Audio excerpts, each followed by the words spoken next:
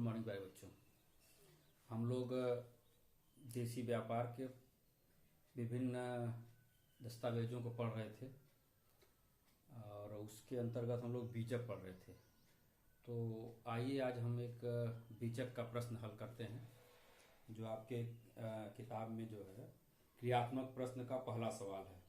उसमें कह रहा है कि Messrs Balaji motor limited Lucknow ने निम्नलिखित माल मोटरसाइकिल हाउस जयपुर को बेचा। यानी कि विक्रेता इसमें कौन है? मैसर्स बालाजी लिमिटेड, और क्रेता कौन है? Motorcycle house Jaipur. तो सबसे पहले से हम लोग बीजक में बात किए थे कि यहाँ पे आप जो है विक्रेता का नाम पता लिखेंगे, वो हो गया Messrs Balaji Motors limited Lucknow, और क्रेता कौन है? तो मोटर साइकिल हाउस जयपुर, इनको दिया जा रहा है। ये हमारे क्रेता हो गए, ये हमारे विक्रेता हो गए। और इसका एक प्रारूप बनाया गया जिसे बताया गया था कि यहाँ पे जीएसटी नंबर आप लिख देते हैं, किसका? जो विक्रेता का जीएसटी नंबर हो जाएगा, उसका मोबाइल नंबर हो जाएगा। दूसरी तरफ आप उसका डेट लिखते हैं, किस तारीख को ये बन रहा है। फिर उसमें रहा था कि बीजक संख्या लिखना था और आदेश संख्या, क्योंकि इस प्रश्न में कहीं नहीं है। जैसे हमने इसको एक कोई भी आप जब भी आपको बोर्ड परीक्षा में इस तरह की चीजें आएंगी तो एक काल्पनिक संख्या दे सकते हैं, काल्पनिक संख्या दोनों का दे सकते हैं। और इस तरह से जीएसटी नंबर भी आप काल्पनिक लिख सकते हैं, मोबाइल नंबर भी काल्पनिक लिख सकते हैं, और क्रेता के मोबाइल नंबर आप काल्पनिक लिख सकते हैं। जो भी है आप अपने हिसाब से उसको कर सकते हैं, ठीक। और इस तरह से हमने बताया था कि प्रारूप बनता है। ऊपर यहाँ पे शर्तें हो जाती हैं जो कि कैश डिस्काउंट से संबंधित शर्तें होती है कि नगद भुगतान। तो यहाँ पे सवाल में दिया है कि 45 दिन में नगद भुगतान करने में 5% के नगद छूट दिएगा। यानी कि जो भी आपका बिल अमाउंट आएगा उसको अगर 45 दिन के अंदर आप पेड कर देते हैं कैश, तो आपको 5% की नगद डिस्काउंट दे दिया जाएगा। प्रारूप में हमने बताया था कि 5 खाने बना देते हैं, पहला मात्रा का, दूसरा विवरण का, तीसरा दर का, फिर धनराशि और योग का। इस तरह से आप बना लेते हैं, ठीक है। तो सवाल देखते हैं। इसमें कह रहा है कि 1440 माइको स्पार्क प्लग रुपए 1150 प्रति ग्रूस की दर से, यानी कि मात्रा है 1440, माइक्रो स्पार्क प्लग रुपए, दर क्या है? 1150 प्रति ग्रूस। अभी मैं आपको ग्रूस के बारे में स्पष्ट करूं क्या है, पहले लिख लेते हैं। तो ये आपका जो है प्रति ग्रूस हो गया। फिर आगे कह रहा है 180 दर्जन क्लच लीवर प्रति दर्जन 4 रुपया प्रति दर्जन की दर, यानी कि 180 दर्जन आपने क्लच लीवर लिया प्रति 4 रुपया प्रति दर्जन की दर से। फिर है आपका 150 हेडलाइट बल्ब रुपया 144 प्रति दर्जन, यानी एक दर्जन का मूल्य 144 रुपए है, और कुल आपने 150 पीस लिया है। यहाँ पे दर्जन नहीं है, ये 150 पीस लिया है आपने।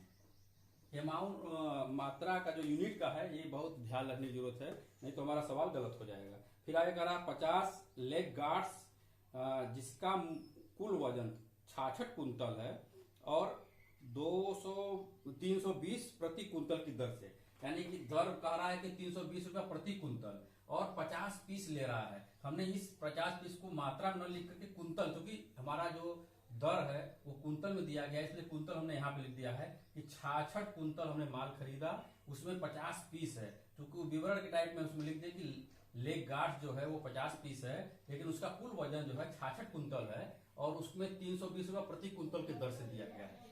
तो इन चीजों का विवरण हमने इसमें दे दिया है।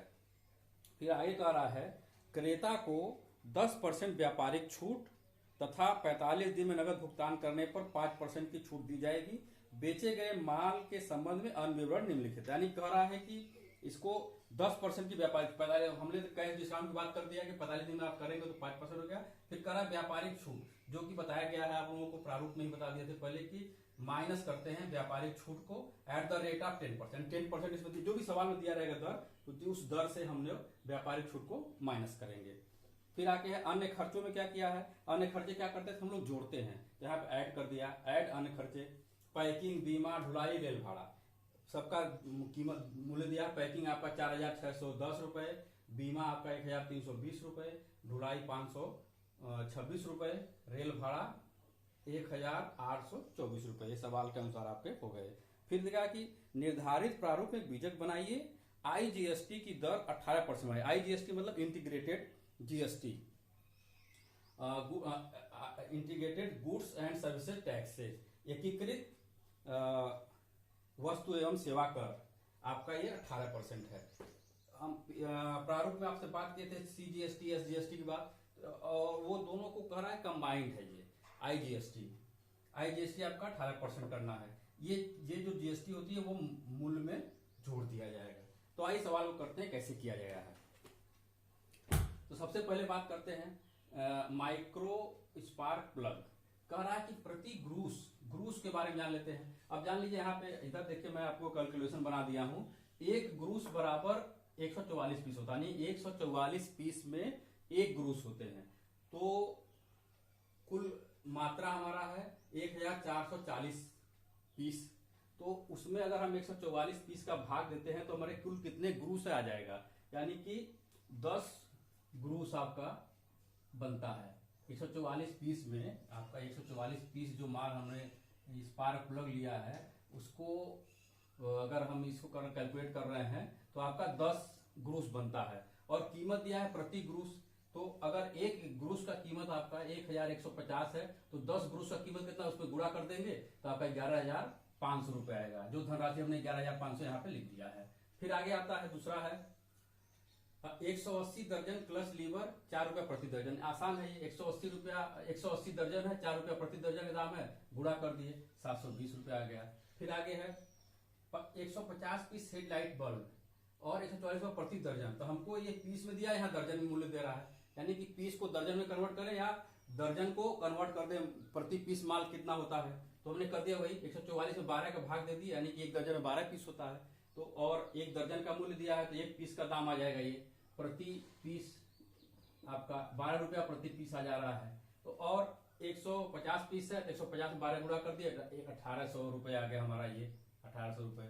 फिर 66 कुंतल प्रति कुंतल का दाम दिया गया है, 66 कुंतल उतना को देते हैं तो आपका 21,120 रुपये आ गए। अब इन धनराशि को हम योग करते हैं, इन सबका योग नीचे न लिख करके इस बगल वाले साइड योग वाले कॉलम में लिखते हैं, यानी कि इन सबका योग जो है ये 35,140 रुपये आपका आ गया।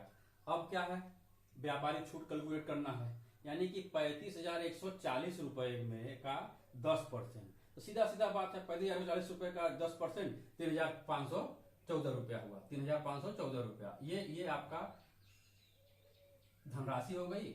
अब इसको माइनस कर देना है किसमें से, जो हमारा माल का मूल्य है उसमें से, और उसके बाद उसको माइनस करते हैं तो आपका 31,626 रुपये आ गए। अब फिर अन्य खर्चों को जोड़ना है। ये जितने भी खर्चे आपके हैं पैकिंग से लेकर के ये सब, इनको जोड़ करके करते हैं, जो इनका योग होता है 8,280 रुपये। उसी तरह से योग नीचे न लिख करके साइड में लिख देते हैं। अब इनको जोड़ देंगे हम।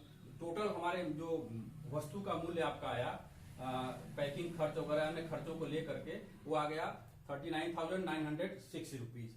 अब इसमें इसका हमको जीएसटी निकालना है। कितना निकालना, IGST 18%। तो हमने इस अमाउंट का 18% निकाल लिया। अब आपको चरणबद्ध तरीके से याद करना होगा क्या कर रहे हैं, किसके बाद क्या हो रहा है।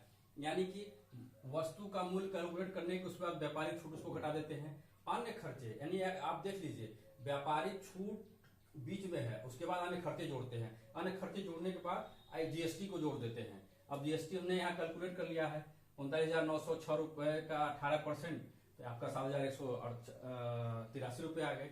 इसको टोटल करने के बाद आपका जो टोटल बिल बना आपके अमाउंट माल का, वो 46,089 रुपीज हो गया। अब ये अमाउंट उसको पेड करना है, और इस अमाउंट को अगर वो 45 दिन के अंदर पेड करता है तो 5% इसमें छूट पाएगा, लेकिन अगर नहीं करता तो फिर पूरा बिल देगा। तो ये इनवॉइस में आपके बीजक में नगद छूट की जिक्र नहीं करता है, बस जो बताएगा कि आपको इतना अमाउंट देना है। अगर आप इस अमाउंट को दे देते हैं पहले तो हम आप 5% छूट दे देंगे। तो आपको खुद जो भी भुगतान करता है वो कैलकुलेट कर लेगा, इसका 5% क्या होता है माइनस करके उसको दे देगा। तो इस तरह से हम लोग जो है आज एक सवाल लगाए हैं। आप लोग भी बुक से देखिएगा, हल करिएगा। अगर उसके बाद भी कोई समस्या आती है तो फिर बात करते हैं। Thank you.